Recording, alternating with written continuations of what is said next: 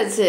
Video আমি বলতে পারবো না কেমন হয়েছে বলো না। ভিডিও বলতে বলেন না, আমি এমনি বলবো না বলেন না কেমন। Welcome to my another blog. কালকে রাতে ফ্রাইড রাইস ও চিলি চিকেন বানিয়েছিলাম, তো কেমন ভাবে পুরোটা বানিয়েছিলাম চলো তোমাদের সাথে শেয়ার করি। প্রথমে ফ্রাইড রাইস তৈরির জন্য আমি কিছু সবজি এখানে কেটে নিয়েছিলাম। আমি এখানে বিনস, গাজর, মটরশুঁটি, ক্যাপসিকাম এখানে দিয়েছিলাম। তোমরা তোমাদের পছন্দ মতো সবজি এখানে দিতে পারো। কড়াইয়ে অল্প তেল দিয়ে এই সব সবজিগুলোকে প্রথমে নেড়ে নিয়েছিলাম। তোমরা নিশ্চয়ই আগের ব্লগে দেখে থাকবে যে হাজবেন্ডের জন্মদিনে ওর বন্ধুরা সবাই মিলে ওকে এই সুন্দর জিনিসগুলো গিফট করেছিল। যেহেতু ফ্রাইড রাইস তৈরির জন্য এই কাজু বাদাম আর এই কিশমিশগুলো লাগবে, তাই প্যাকেটটা কেটেই ফেললাম। এই চকলেটের বক্সটা কিন্তু দেখতে ভীষণ কিউট, কিন্তু খেতে ভীষণ মিষ্টি ছিল। আর এটা হলো আমন্ড বাদাম, আর এটা একটা হলো খোলার মধ্যে একটা বাদাম। এটা কিন্তু ভীষণ টেস্টি খেতে, তোমরাও কিন্তু একবার টেস্ট করতে পারো। তারপর আমি এই কিশমিশগুলো ও কাজু বাদামগুলো একদম হালকা আঁচে ভেজে নিয়েছিলাম। আচ্ছা, প্রথমে বলে রাখি, এই যে ফ্রাইড রাইসের জন্য যে চালটা লাগবে, ওই চালটাকে কিন্তু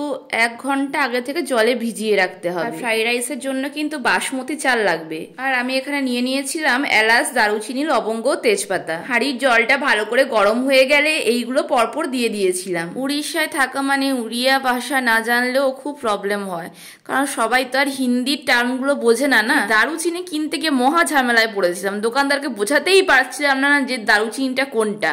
লাস্টে দোকানেই ঝোলানো ছিল, দেখিয়ে বললাম এটা চাই, তো ওরা বললো এটাকে ডালচিনি বলে উড়িয়াতে। আচ্ছা, ভাতটা হয়ে গেলে ভাতটা ঠান্ডা করার জন্য একটা পাত্রে ঢেলে দিতে হবে। আর এইদিকে আমি ম্যাগনেট করে রাখা চিকেনটা অলরেডি ফ্রাই করতে শুরু করে দিয়েছি চিলি চিকেনের জন্য। চিলি চিকেন বানানোর জন্য এই আনাজগুলো কেটে নিয়েছিলাম। যতই নিজে তৈরি করি না কেন, কিন্তু শাশুড়ি মায়ের হাতে চিলি চিকেন আর ফ্রাইড রাইসটাই খেতে ভালো লাগে। তখন মা এই চিলি চিকেনের পকোড়াগুলো ভাজতো একদিকে, আর আমি একদিকে দাঁড়িয়ে দাঁড়িয়ে খেতাম। শাশুড়ি মা রান্না করতেন আর আমি পাশ থেকে দাঁড়িয়ে দাঁড়িয়ে এই রেসিপিটা শিখেছিলাম। আর এই ফার্স্ট টাইম আমি রান্না করলাম, তাও আবার একা হাতে বাজার হাট কাটাকুটি বাটাবাটি করে রান্না করলাম। এই দেখো, তোমাদের সাথে কথা বলতে বলতে চিলি চিকেনটাও হয়ে গিয়েছে। আচ্ছা, শেষে আমি ভেজে রাখা সবজিগুলোকে ভাতের সঙ্গে ভালো করে মাখিয়ে নিয়েছিলাম। এখানে অল্প ঘি দিয়েছিলাম, চিনি দিয়েছিলাম আর অল্প নুন দিয়েছিলাম। এই যে আমার ফ্রাইড রাইস ও চিলি চিকেন একদম রেডি হয়ে গিয়েছে। ভিডিওটি ভালো লাগলে অবশ্যই একটা লাইক করে দেবেন। যদি চ্যানেলে নতুন হয়ে থাকেন অবশ্যই সাবস্ক্রাইব করে দেবেন। বাই।